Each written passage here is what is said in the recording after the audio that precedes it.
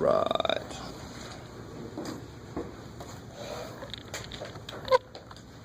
Cooperate. Okay. So what do we have? Amanda, you got some? Yeah, 75 and 78 on 5.7. My gosh, my book is, there's a book in here somewhere.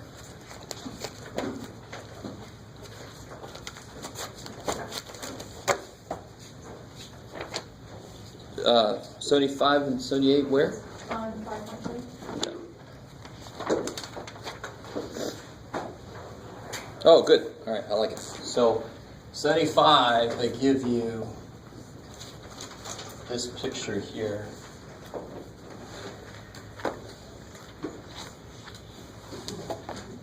What section is it? 5.2. Blah, blah, blah, blah, blah, blah, blah. All right, good. So it says find a polynomial that equals the area of the figure. It's got a square and it's got a rectangle. I don't know, when you first look at this, you get a little worried, but area for rectangles and squares, they don't change. It's always the same. I don't care what I call the sides. What's the area of this piece? How do you get the area of a rectangle? 2x. Length times width. 2x times x is 2x squared. 2x squared. Kick ass. And what's the area of the little square dude? X squared. That's crazy. So, what's the total area of the figure? So I'll call this area rectangle, area square. So the total area is going to be what? What's the total area? So you add both of them. So it's this guy's area plus this guy's area, right? And what's 2x squared plus x squared? 3x. Cube. You're right first. No, what you said first was right. I'm fixing yourself. So these, I don't see any x to the fourth. I don't see anything except a bunch of x squares. How many x squares do I see? 2. 3 of them. So see, math is exactly what you would say anyway. How many x squares are there? A total of 3. And math goes, well, guess what, dude? That's exactly what I say. Shit. So math isn't weird. It's just trying to collect stuff like we want to. We want to collect like stuff. And now it says, what did I miss out here? Oh, okay. Calculate its area for 6 feet. So this is the first part of the question is, what's the area? And now, what if x was 6? You just have to, what if x is 6? You just have to do what? Plug it in. I like it. Cool.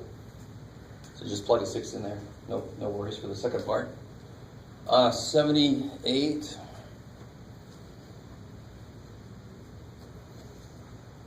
Blah, blah, blah, blah, blah. So see, write a polynomial that gives us sum of the areas of a square. So 78, sort of like this one, they don't give you the picture. So they want a square with side x and a circle with diameter x. Ooh, I like it. Right? Yes. And they want the areas, the sum of the areas of both. I'll do this one. Hey, Jeff. All right. Yay. All right. Now you guys do the other one. What's the area of that circle? What's the area of any circle? Pi r squared. So what do I need to know? The radius. What's r? Half. And what did they give me? Well, what is that though? That is the diameter. And how big is the radius compared to that? Yeah, so if the diameter is x, the radius is half of x. So how do you get the area formula then for that circle? Yeah, I mean, area just pi times, replace r with what it is? X over 2. And I have to do what to r? I gotta square it. Now how do I square x over 2? Yeah, it's x squared, and 2 squared is 4. So there's the area of the circle. There's the area of the square. So now just add those together, being careful with if there's like terms or not. Is that all they want from you? And again, they tell you, what if the x was 6 feet? They're fascinated by 6. They should be. They're equal 6s. Too bad. All right, so those definitely were a little bit weirder. Anything else from homework? With the pi sign, do you have to change it to 314 or just No, like that? definitely not. If you change it to 314, you're actually automatically wrong. Whenever you do that, you're just approximating. So leave the pi in there. Yeah.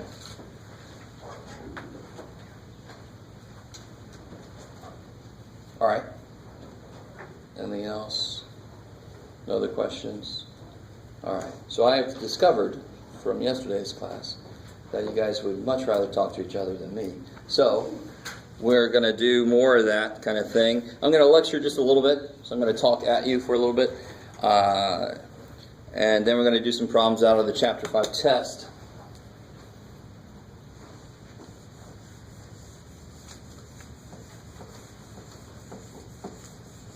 So let's recall a few things here. How do I do this here?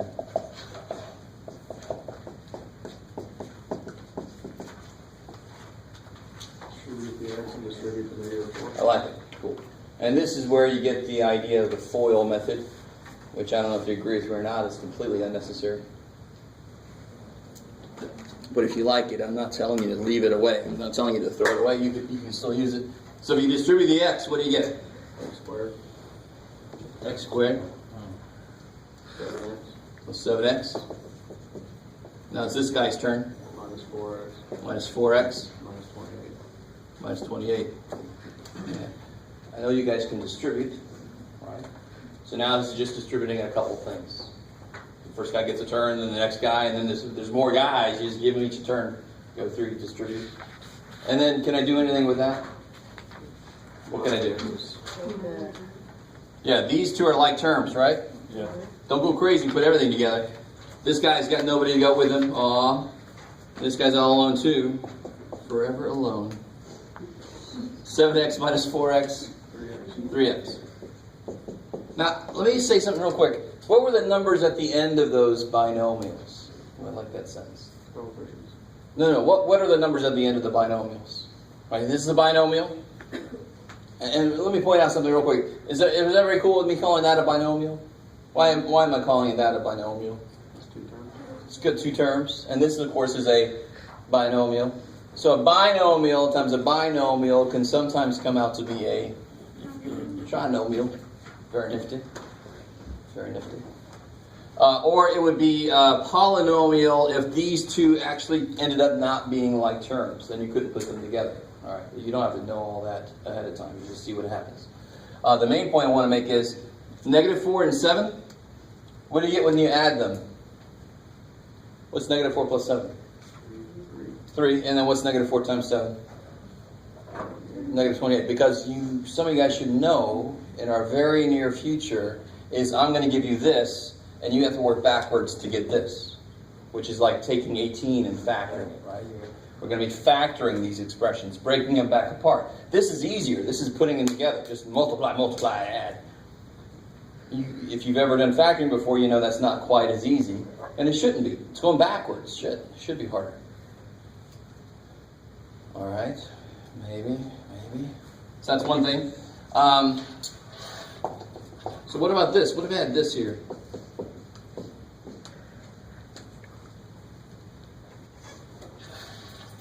What? Yes. Squares. You couldn't use separate. Good. You have to. The one thing you definitely cannot do. What do you think is the most common mistake somebody would make? Actually, do it. You would square that. So very often I'll get like 9x squared plus 4, and that's not right. It's just not right. Because squares can't play well with subtraction. Can't leave them on the program together. They don't know what to do with each other. So, like you said, I gotta write this bad boy twice. Something squared is that thing times itself, and then it's just a problem like that. All right, so then I'll get what? 3x times 3x? 9x squared. -2 times 3x? Minus 6x. Minus 6x, and then another. Minus 6x. Because now it's the 2's turn, and then negative 2 times negative 2? 4. And then I can put those together. Coolness, maybe.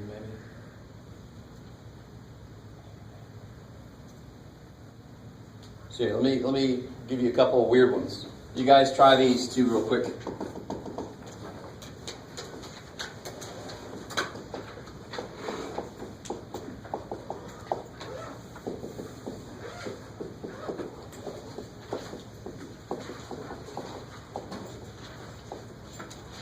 Oh.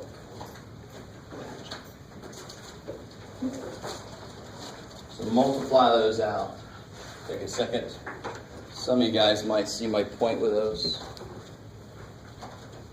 Some of you guys were wondering if I ever have it.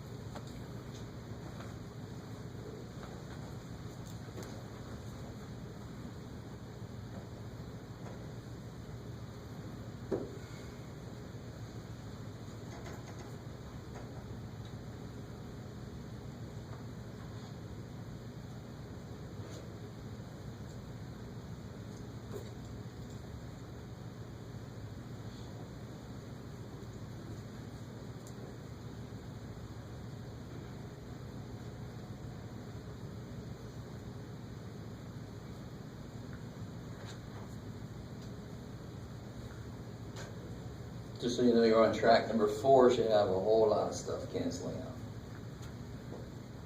A whole lot of stuff.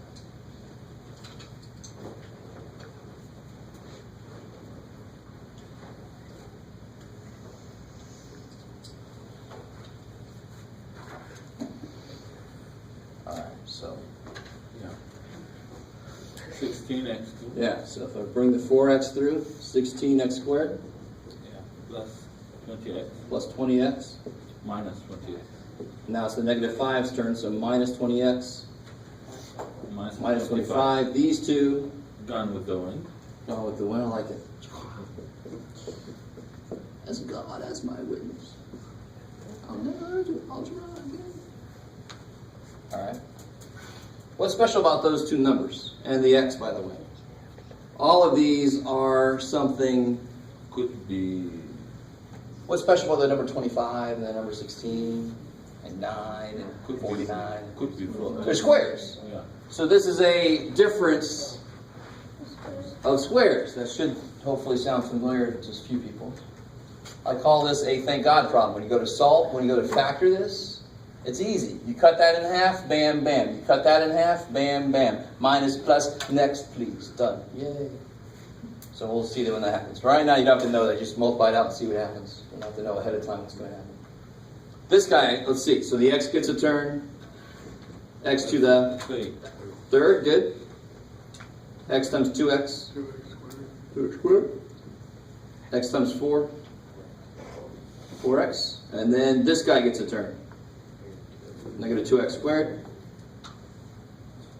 Minus 4x. Minus 8. So then put my like terms together. Those do what? Kill each other. And those kill each other. So I get x cubed minus 8. And these are both what kind of numbers? Cubes. This is 2 cubed. This is x cubed. So somehow, when I get this, I can factor it like that. Bless you. Very quick, let me point this out as long as we're here. How many x's are here? 3. 3. And I put 1 there, so there must be 2 there. So I get 3. Does that? You guys see that? And then there's 8. This 8's made of 3 2s. So there's 1 2 there. And 4. The other 2 2s there. And then later we're just going to have to figure out where the hell that guy comes from. We'll figure it out. I don't want to get too deep into that yet. We'll wait until we're in the factoring. But a cube should be a little harder. The equation should be a little harder because there's more stuff in there. It's cubes. It's not just squares, cut them in half. It's cubes, cut them in thirds and 2/3 and what the hell. Okay. Oh, last little thing before I unleash you guys. We talked about this already, but the book had to catch up to us. But I just want to remind you guys. Does anybody remember what this means? Beautiful, right? A negative power just means flip. And the reason again is if I had x squared over x cubed, 2 minus 3 is negative 1. But also x over xx over xxx, 2, there's one x left on the bottom. That was an awesome collection of grammar. Right? So that we did that before, so I want to do it real quick. So real quick, what would 1 over m to the negative 2 be?